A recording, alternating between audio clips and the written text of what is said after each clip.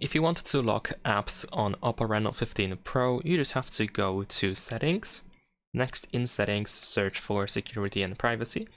And then over here, if you scroll down, you should be able to find the App Lock option. So we can go over here, we can tap on Got It, and we can just turn on the App Lock quite easily. Now, in order to use the App Lock, we need to have a privacy password. If you already have privacy password because you used, for example, the Hide Apps option, or if you use the Private Safe and so on and so forth, then of course, in that case, you have the privacy password, but if not, then we have to tap on Settings in order to set it up.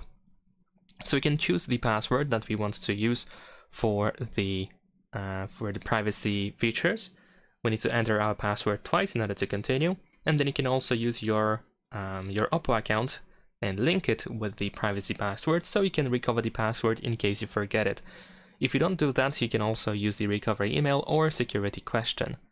So choose one of these options and then we can continue. Now over here we can choose apps that should be locked. So let's say I'm gonna lock this app over here, and let's also lock another one. Let's say we're gonna lock the internet app over here.